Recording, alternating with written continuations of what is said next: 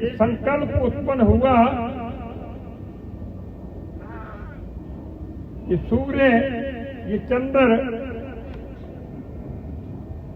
ये तारे, ये तृण पर्वत, 84 लाख योनियां और नक्षत्र ग्रह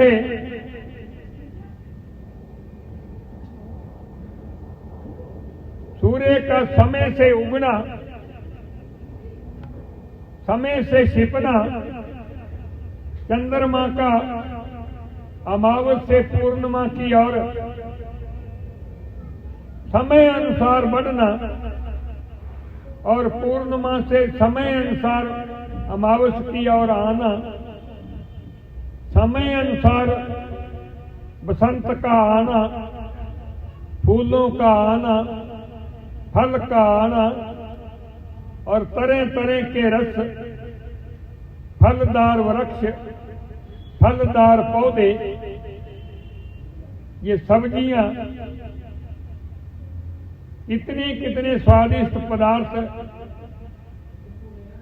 पान करने के लिए 84 लाख योनियां, एक योनि में अनंत जातियां और एक जाति में अनंत जीव, इतनी दिव्य सुंदर की रचना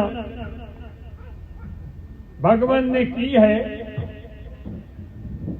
और हर नक्षत्र की, हर ग्रह अपनी ही दूरी पर घूमता है, किसी का किसी के साथ कोई टकराव नहीं।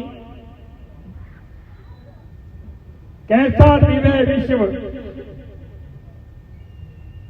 उस विश्वपति ने, भगवान ने, परमात्मा ने, परमेश्वर ने कैसी दिव्य विश्व की रचना की है।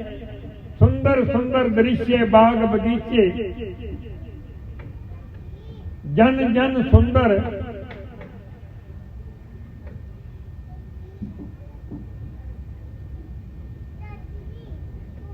और प्रत्येक जन जन के अंदर कम से कम एक एक विशेष गुण तो सबके अंदर ही भगवान ने प्रवेश कर दिया।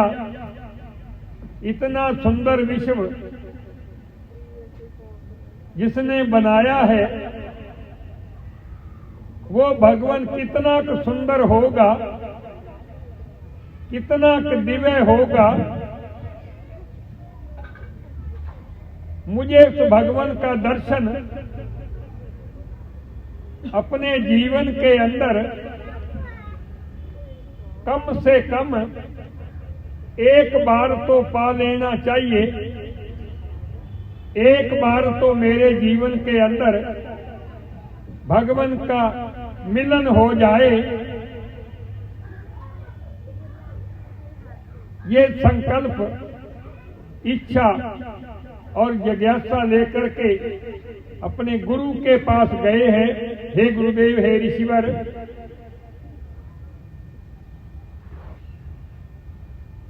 आप बहुत श्रेष्ठ हैं।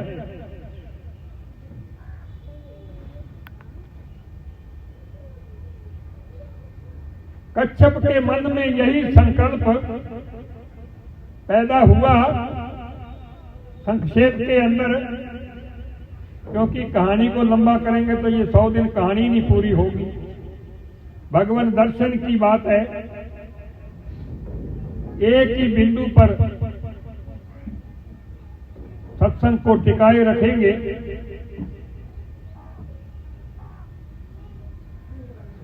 कच्छप के मन के अंदर संकल्प, क्यों न भगवान का दर्शन कर लिया जाए। और भगवान दर्शन गुरु कृपा के बिना नहीं हो सकता।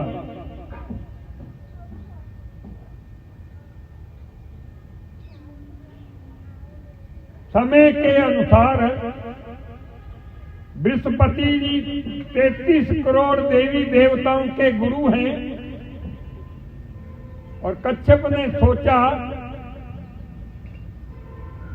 जिनके 33 करोड़ देवी देवता शिष्य हैं, 33 करोड़ देवी देवताओं ने जिन्हें गुरु धारण किया है, इनसे बड़ा विश्व के अंदर आज कोई बड़ा विद्वान और गुरु नहीं।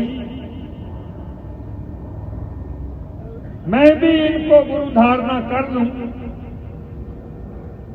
और भगवान दर्शन पालूं और अपना जीवन सफल बना लूं।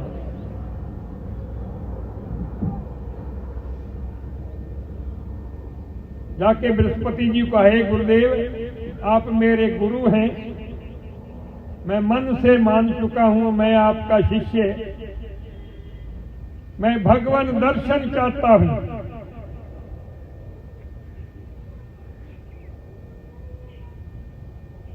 सुनो भाई कच्छप, तुम्हें अपनी तपस्या का फल मिलेगा।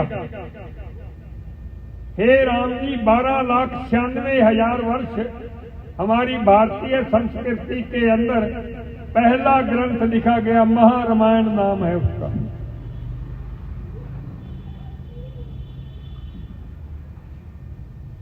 जिन्हें हम सब भगवान मानते हैं, वे भी गुरु के पास गए हैं और गुरु से भगवान का ज्ञान पाकर भगवान के साथ तद्रूप होकर स्वयं अवतार कहलाए हैं और विश्वपति कहलाए हैं।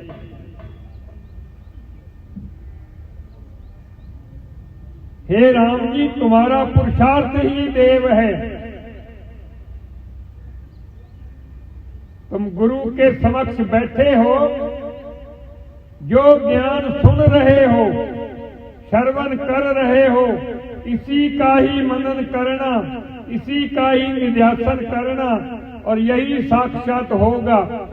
लेकिन तुम्हें एकांत में बैठकर, अकेले बैठकर तपस्या करनी होगी। तुम्हारे मन के अंदर संसारिक बातों के तरह तरह के संकल्प उठेंगे। उठने दो, तुम लगे रहो तपस्या में, चलते रहें संकल्पों की बातें।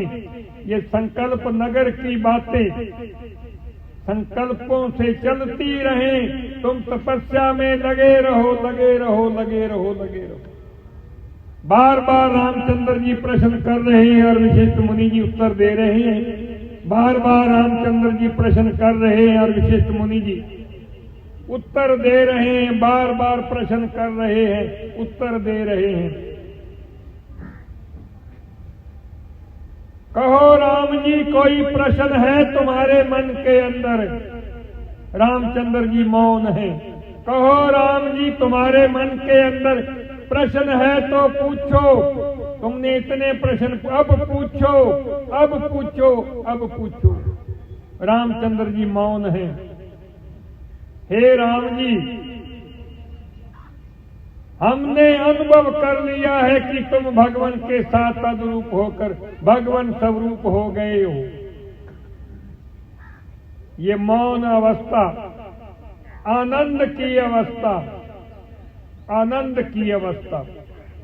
ठीक इसी प्रकार सत्संग को श्रवण करते करते करते करते करते करते संसारिक बातें भी हमारे मन में घूमती हैं, पारिवारिक बातें भी घूमती हैं, कुछ व्यर्थ की बातें भी घूमती हैं। लेकिन ये चलते चलते चलते चलते चलते एक ऐसी अवस्था आती है, ये सब संसार और संसारिक बातों से कुछ क्षणों के लिए हम स्वतः ही अलग हो जाते हैं। शून्य अवस्था आ जाती है, तूषणी अवस्था आ जाती है, केवलम अवस्था आ जाती है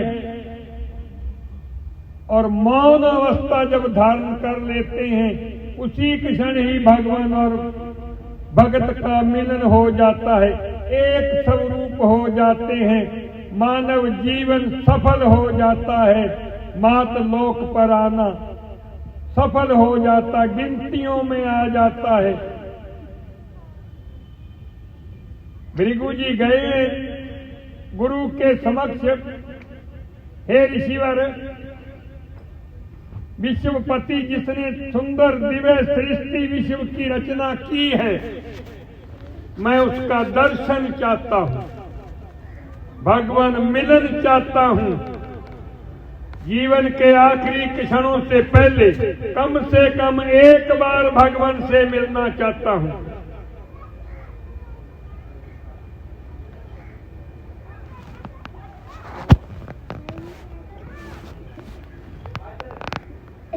कच्छप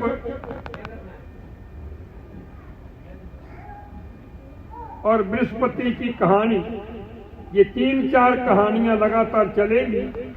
सतगुरु गुलाब देव जी का ज्ञान मार्ग भी पैरेलल चलेगा, जिससे आप निश्चित ही अनुभव कर पाओगे कि भगवान मिलन हो गया है।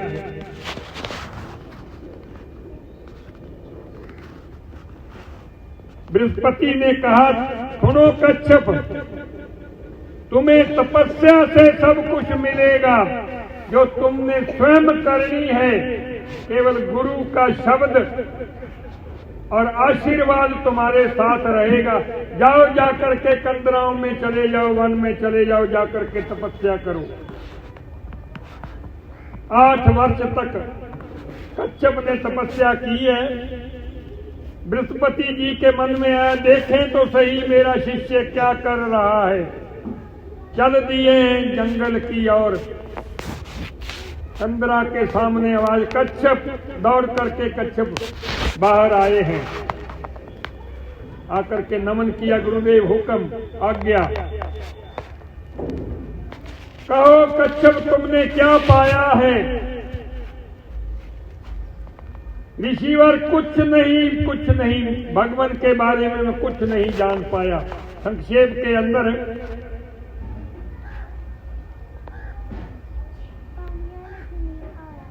3 वर्ष तक और तपस्या करो। फिर 3 वर्ष तपस्या की है। फिर आए हैं पता करने के लिए कच्छप का। कहो कच्छप। कच्छप दौड़ करके आए हैं कंदरा से बाहर। आज्ञा ऋषिवर, गुरुदेव आज्ञा, हुक्म। कहो कच्छप, तुम्हें भगवान दर्शन हुआ। गुरुदेव, सच्चाई है ऋषिवर, मुझे भगवान मिलन नहीं हुआ। आपने जो रहस्य और मार्ग बताया, मुझे भगवान मिलन नहीं हुआ। लगे रहो तपस्या पर। 1 वर्ष और तपस्या पर बैठे हैं। फिर बाहर निकले। परीक्षा, देखें तो सही मेरा शिष्य भक्त क्या कर रहा है। कहो कच्छप, भगवान मिलन हुआ। ऋषिवर, नहीं हुआ। सुनो कच्छप, भगवान मिलन 1 ही सेकंड के अंदर। तुम 13 वर्ष से कंदरा के अंदर हो। वहां कौन था। केवल मैं ही था।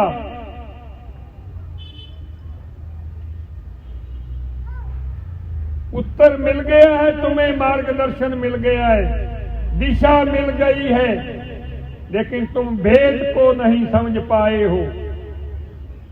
ये जितनी भी सृष्टि के जितने भी जीव हैं, ये अपनी तुलना सबके साथ करके देखो, और एक ही सत्ता सबके अंदर व्यापक है, जिसकी सत्ता से तुम 13 वर्ष में अपने आप को अनुभव कर पाए और कुछ दिखाई नहीं दिया तुम्हें। वही भगवान सत्ता आत्मा रूप के अंदर तुम्हारे अंतः व्यापक है, उसे पहचान लो। ऋषिवर, आपकी कृपा से मैं भगवान दर्शन एक ही क्षण में अब पा गया हूं, लेकिन एक मेरी शंका और प्रश्न है। हे गुरुदेव, 13 वर्ष पहले मुझे क्यों नहीं ये बात बताई। हे सुत, हे शिष्य, ये तपस्या का ही विषय है। ये संसार और संसारिक बातों से दूर हटकर एकांत में बैठकर ही अनुभव करने का विषय है। भृगु जी गए हैं वरुण जी के पास है।